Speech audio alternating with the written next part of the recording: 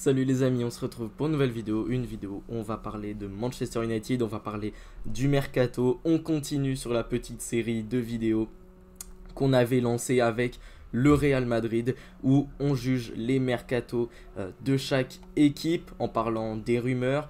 Bon, là je vous avoue, je ne me suis pas penché sur chaque joueur à chaque fois, je vous ai juste fait une planche tactique avec toutes les potentielles recrues qui pouvaient arriver, les joueurs qui sont déjà arrivés, et je vous en parlerai dans le moment où on sera dans la planche tactique, parce que j'ai pas envie de revenir sur chaque joueur, tout ça précisément. J'ai juste, voilà, vous parler de toutes les rumeurs, vous montrer l'effectif, vous faire une grosse revue, parce que l'effectif, il est gigantesque. Donc voilà. Là, je rappelle que sur les postes de gardien, tu as toujours André Onana, Altaï Bayindir, Tom Heaton. Sur les postes de gardien, tu as ciblé d'autres joueurs, tu as ciblé un joueur de Botafogo, tu as ciblé Emi Martinez, on y reviendra, mais apparemment Onana n'est plus vraiment en odeur de sainteté, donc il faudra suivre ça.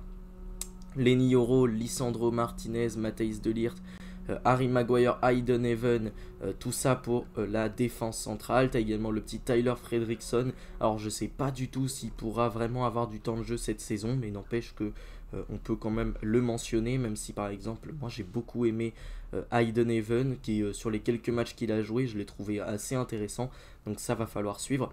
Sur le poste d'arrière gauche, tu as toujours Luke Shaw, Tyrell Malacia, Harry Hamas. Donc voilà, sur ce poste d'arrière gauche, je pense que Luke Shaw, Tyrell Malacia, ça devrait partir. Harry Hamas, je sais pas s'il pourrait pas être prêté, surtout que tu viens de recruter le jeune Diego León, qui est un joueur qui a un talent dingue, qui vient du coup du club Cerro Porteño. Donc voilà, c'est un jeune joueur paraguayen qui a un énorme talent, surtout offensivement, et comme on va lui demander de jouer à un poste de piston, ça pourrait très bien fonctionner. Et sinon, je pense toujours que Dorgu devrait continuer d'avoir ce poste. Pour ce qui est de l'arrière droit, tu as toujours Diogo Dalot, Noussair Mazraoui, tu as également Amad Diallo qui peut jouer à ce poste de piston droit. Donc voilà, ça aussi il faudra suivre un petit peu le poste, mais n'empêche que pour le coup, tu as pas mal d'options, que ce soit à gauche, à droite, et même en défense centrale, même si tu as des joueurs qui n'ont pas toujours été au niveau cette saison.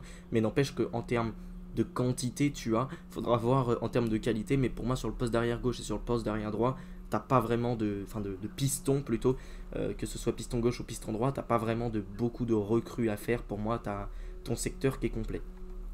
Au niveau des milieux de terrain, tu as Manuel Ugarte qui a fait une saison un petit peu compliquée. Il y a eu des bons matchs, il y en a eu des beaucoup moins bons. À voir si Ruben Amorim arrive à définitivement le relancer. Casemiro, lui pour le coup, je pense qu'il devrait partir. Il est plus vraiment en odeur de sainteté du côté de United. Même si cette saison, je ne l'ai pas trouvé fondamentalement mauvais dans certains matchs. Mais il y a quand même des matchs où il passe complètement à côté, donc il faudra suivre. Par contre, Toby Collier, je pense qu'il pourrait continuer à gratter du temps de jeu. Kobe Mainoo, sur la fin de la saison, a un petit peu retrouvé du temps de jeu. J'ai l'impression que Ruben Amorim n'est pas extrêmement fan du joueur, mais on l'a vu quelquefois même jouer un petit peu plus haut. Donc à voir ce qui va se passer avec Mainoo. Personnellement, je trouve que c'est un joueur qui a un gros potentiel et qui voilà, n'est pas tombé dans le meilleur contexte possible pour performer, mais j'espère qu'il arrivera à se relancer. On a le petit Daniel Gore au milieu de terrain. Lui, je vous avoue que j'ai des doutes sur son incorporation. On a Bruno Fernandes toujours à ce poste de milieu de terrain, qui est ton meilleur joueur, qui est ton capitaine, donc lui devrait rester. Mason Mount qui sur la deuxième partie de saison, je vous avoue que je ne l'ai pas trouvé mauvais. Il y a des matchs où il a été même assez bon, assez intéressant, donc à voir ce qui va se passer. J'espère qu'Amorim saura le relancer. Par contre, Alejandro Garnacho, je pense que lui il est vraiment clairement sur le départ, il devrait s'en aller. Il avait été suivi par Chelsea à un moment, puis suivi par le Napoli. Finalement le Napoli a pris le joueur du PSV, Noah Lang, et Chelsea a pris Baino Gittens, mais pour moi ça n'empêche pas le fait que Alejandro Garnacho devrait partir. Je ne sais pas encore où, mais en tout cas il est vraiment sur le départ. T'as Marcus Rashford, Jadon Sancho qui reviennent tous les deux de près, les deux devraient s'en aller également. Anthony devrait être vendu dans un autre club. Du coup sur les postes offensifs, tu as Amad Diallo, Matheus Cunha qui vient d'être recruté pour 75 millions d'euros. Un joueur, je trouve que c'est un très bon coup, on en avait déjà parlé. Il peut jouer avant-centre, ailier gauche, milieu offensif. C'est très bien parce que c'est là où Amorim a des besoins, puisque tu vends Garnacho, donc c'est bien parce que tu as un Matheus Cunha qui peut jouer un peu dans cette zone d'influence, qui est très bon en termes de créativité, qui est un joueur qui marque beaucoup de buts, qui délivre beaucoup de passes décisives, donc je pense que ça pourrait très bien fonctionner sous Amorim. Et maintenant, pour ce qui est des attaquants, alors tu as Shido Obi, qui est un très bon joueur. Lui, j'ai hâte de voir ce qu'il va donner. Qui est un jeune talent qui, pour moi, il faut conserver dans l'effectif. Il a que 17 ans. Donc voilà, moi j'aime beaucoup Shido Obi, à voir ce qu'il va donner. Joshua Zirkzee qui va peut-être rester. Par contre, Rasmus Højlund, j'ai du mal à lui voir un avenir dans cette équipe de Manchester United. Donc à voir ce qui va se passer pour lui. Mais du coup, venons-en au fait. Venons à la planche tactique. Alors pour la planche tactique, je vous ai mis comme d'habitude les rumeurs. Alors les rumeurs, elles sont dans des couleurs différentes des joueurs qui sont déjà officialisés. Par exemple, Diego León, il est en rouge couleur United. Et pour ce qui est des rumeurs, voilà, sont plutôt en bordeaux. Et pour les gardiens, jaune pour ceux qui sont là et vert pour ceux qui ne sont pas encore là. Voilà, pour rapidement vous dire. D'ailleurs, j'ai oublié de rajouter Obi Martin, voilà. Donc je vous avoue que j'ai plus son numéro, mais vous m'avez compris, Shido Obi pourrait intégrer une rotation dans le poste d'avant-centre. Donc pour ce qui est des gardiens, je vous avoue qu'il y a le petit Victor de Botafogo qui avait fait un match intéressant face au PSG, qu'un joueur qui apparemment a l'air d'avoir un assez bon niveau, mais si tu dois choisir une recrue, je vous avoue que j'ai une préférence pour Martinez, qui est malheureusement suivi également par Chelsea, donc à voir ce que ça va donner. Et pour moi, Onana, ça doit s'en aller, mais pour le moment, ce serait lui qui serait là, et du coup, tu aurais Bayindir sur le banc, et Victor, je ne sais pas encore trop comment ce dossier va se décanter. Sur le poste de défense centrale, je pense que tu pourrais avoir quelque chose comme ça, avec un Yoro, je sais pas trop où il pourrait jouer, Martinez peut-être à gauche, tout ça, mais globalement ta charnière titulaire, ça m'a l'air d'être plutôt ça, parce que De Ligt n'a pas été forcément ultra convaincant cette saison, il y a eu des bons matchs mais il y en a eu des mauvais. Hayden Even est encore un joueur très jeune, donc à voir ce qui va se passer, mais pour moi ta charnière titulaire c'est ça quand il n'y a pas de blessés. Sur le poste d'arrière gauche, bon, tu as Malacia qui lui, pour moi, devrait partir. Ça, c'est sûr et certain. Luke Shaw également est sur le départ apparemment, même si tu pourrais encore le conserver peut-être pour jouer défenseur central. Moi, je le compte comme pour le moment dans l'effectif, mais voilà. Et tu as recruté le petit Diego León qui, pour moi, part remplaçant dans l'idée. Mais Diego León, Dorgu, voilà, ça pourrait rentrer dans une concurrence. Dorgu, je trouve que c'est un assez bon joueur, mais à voir ce qui va se passer pour lui, parce que voilà, il va rentrer en concurrence avec Diego León, et j'ai envie de voir un petit peu ce qui va se passer sur ce poste d'arrière gauche, ça me semble très intéressant. Sur le poste de piston droit, bah là tu as beaucoup d'options, tu as Diogo Dalot, qui a été pendant très longtemps sur le départ, je pense que c'est ça qui devrait rester.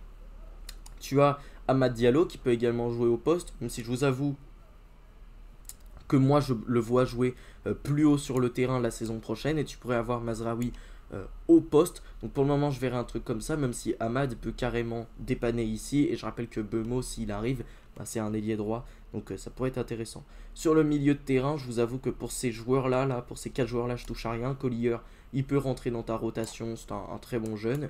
Mason Mount, un joueur qui s'est un petit peu relancé sur la deuxième partie de saison, donc à voir ce que tu peux en faire, et de toute façon j'ai du mal à croire que tu puisses le vendre. Mainu également, je le compte dans ta rotation. Casemiro par contre, lui, il faut qu'il s'en aille.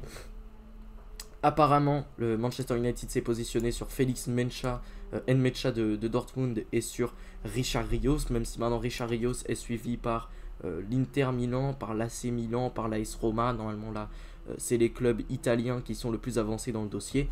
Mais n'empêche que ça peut toujours se faire. Je vous avoue que pour Richard Rios, j'y crois assez peu. Pour Félix Nmecha, j'y crois peut-être un peu plus, même si je tiens à préciser qu'ils se sont également positionnés sur Fabien Ruiz. Alors, je ne l'ai pas mis, le positionnement sur Fabien Ruiz, parce que j'y crois pas une seule seconde. Je pense qu'il devrait rester au PSG. Maintenant, on sait que Manchester United cherche un milieu de terrain pour compléter son secteur. Ça me semblerait très intéressant, même si pour moi, ça pourrait engendrer quelques départs, parce que tu en as quand même beaucoup des joueurs au milieu de terrain. Mais je vous avoue que voilà, Richard Rios j'aime bien, mais à l'instant T j'ai une préférence pour Nmecha qui a fait une saison très intéressante du côté de Dortmund, qui est un joueur qui met beaucoup d'intensité dans ses récupérations, qui a une bonne vision de jeu, une bonne qualité de passe, un joueur qui a une intelligence de jeu assez intéressante et qui est vraiment très très bon défensivement.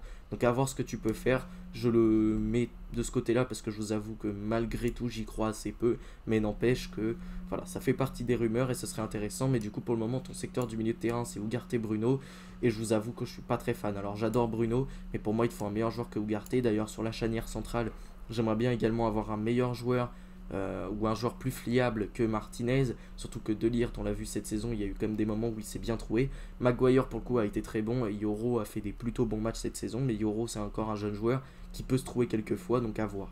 pour les postes offensifs. Alors Jadon Sancho, désolé il est en orange, mais j'avais utilisé trop de marqueurs rouges, mais Jadon Sancho devrait s'en aller sans trop de soucis. Garnacho également, qui pourrait te rapporter beaucoup de liquidité. Rashford aussi. Donc voilà, pour moi sur ce poste d'ailier gauche, ça devrait être Cunha le titulaire. Sur le poste d'ailier droit, alors là c'est très intéressant parce que pour moi Anthony devrait s'en aller. T'as Amad Diallo qui peut jouer au poste, et d'ailleurs c'est plutôt son poste d'origine. T'as Bryan Mbeumo également qui a joué pas mal de temps ailier droit, mais qui peut également jouer avant-centre. Alors on en reparlera évidemment. Højlund, je pense qu'il devrait s'en aller. T'as Joshua Zirkzee sur la pointe de l'attaque, on y reviendra. Alors il y a le fameux Suarez, alors excusez-moi je l'ai mal écrit, Suarez de Almeria qui est suivi, mais actuellement ce serait plutôt un potentiel remplaçant à Gyökeres. Et je vous avoue que la rumeur qu'il emmène au Sporting, j'y crois plus que celle qu'il emmène à United, parce que pour moi United cherche pour moi un attaquant quand même d'un meilleur niveau. Donc Suarez, je le mets de côté, j'y crois assez peu. Maintenant, sur les postes d'attaquant, t'as Ekitike, qui pourrait être un joueur très intéressant. Pareil, j'y crois malheureusement assez peu, parce qu'il y a d'autres clubs qui se sont positionnés, et surtout, pour moi, c'est pas vraiment la recrue idéale. Donc je vais le mettre de côté. Ivan Toney également, c'est un joueur qui a eu des problèmes de suspension pour cause de paris sportifs. C'est un joueur qui a dû s'exiler en Arabie Saoudite. Je vous avoue que même si pour le coup c'est assez réalisable, je doute un peu de la qualité de la rumeur, je doute un peu de la qualité du transfert. Maintenant, on sait que apparemment Manchester United s'est positionné sur Ollie Watkins, qui me semble être une option vraiment très intéressante. Si United pouvait se positionner dessus, ce serait absolument énorme. Et du coup, tu pourrais avoir un trio d'attaque avec Mbeumo, Watkins, Cunha, qui pour moi te ferait un trio d'attaque absolument monstrueux. Alors oui, vous allez me dire que Watkins fait une bien moins bonne saison, et c'est vrai, sa deuxième saison à Villa, après la saison de l'explosion, elle est quand même carrément moins bonne, mais moi je suis toujours convaincu que c'est un très bon joueur. Donc voilà, moi je considère que Watkins pourrait totalement faire une très belle saison du côté de Manchester United, et du coup si on part du principe que Watkins pourrait signer, surtout que United c'est quand même un club qui a finalement beaucoup d'argent sur ce mercato, donc ce serait intéressant. Maintenant le problème c'est que j'ai un gros doute sur le fait que ce soit plutôt Mbeumo ou Watkins.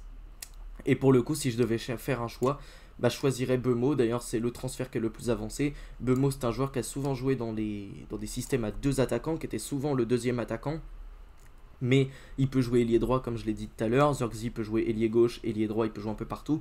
Donc en fait, tu as beaucoup d'options en attaque. Et tu as toujours le petit Chibdo Obi qui pourrait rentrer dans la rotation. Mais du coup, voilà pour ton 11 titulaire. Sur le poste de gardien, normalement, c'est Onana parce qu'il n'y a pas encore de recrue. Je le mets de côté ici avec Victor. Mais si ça pouvait se faire, Martinez, je serais vraiment ravi. Et même Victor, pour moi, pourrait apporter bien mieux que Onana, qui fait une saison, encore une fois, catastrophique du côté de Manchester United. Donc voilà un petit peu pour cette petite revue d'effectifs, pour tout ça. Alors je vous ai parlé pas mal de joueurs, je voulais vous parler surtout de Mbeumo qui pourrait arriver. Alors Mbeumo, ce serait quand même une recrue absolument dingue, parce qu'on parle d'un joueur qui est extrêmement décisif en première ligue, qui est un joueur qui t'apporte énormément de verticalité, un joueur qui est un très bon dribbleur, qui marque beaucoup de buts, qui a un bon jeu de dos au but, qui est un joueur qui prend la profondeur, qui est très bon en transition. Donc quand tu es Ruben Amorim, que tu veux créer une équipe de transition, c'est très intéressant. Maintenant, est-ce que ce serait un avant-centre à la Gyökeres? Bon, les gars, faut pas vous y attendre à ça non plus, c'est pas du tout le même profil. C'est un profil qui est pour moi bien meilleur techniquement, et qui est peut-être un peu moins grand, mais qui physiquement est quand même assez costaud. Donc voilà, moi j'aime beaucoup cette idée Bryan Mbeumo du côté de Manchester United. Pour les autres recrues, je vous ai parlé un petit peu d'Nmecha. Pour le coup, je suis assez fan de l'idée. C'est un joueur qui pourrait apporter beaucoup au milieu de terrain de United, même si je vous avoue que je préférerais quand même un gars vraiment révélé, un top joueur, une star, un joueur qui vraiment a des références dans les très gros matchs en Ligue des Champions par exemple. Je pense à Ederson avec l'Atalanta qui a quand même eu des meilleures performances en Ligue des Champions que le petit Nmecha. Je pense à des joueurs comme Guimarães. Alors vous allez me dire qu'en Ligue des Champions il n'y a pas tant de références, mais n'empêche qu'à Newcastle, c'est un joueur qui est vraiment révélé depuis un long moment, qui est très bon en première ligue, surtout que là tu vas pas en Ligue des Champions, là tu vas chercher la première ligue, tu vas chercher justement les places qualificatives en première ligue pour la Ligue des Champions. Donc voilà, pour moi il faut vraiment recruter massivement. Cunha, Diego León et potentiellement Bemo, surtout que Bemo il se rapproche vraiment très dangereusement de United, bah ça va dans le bon sens.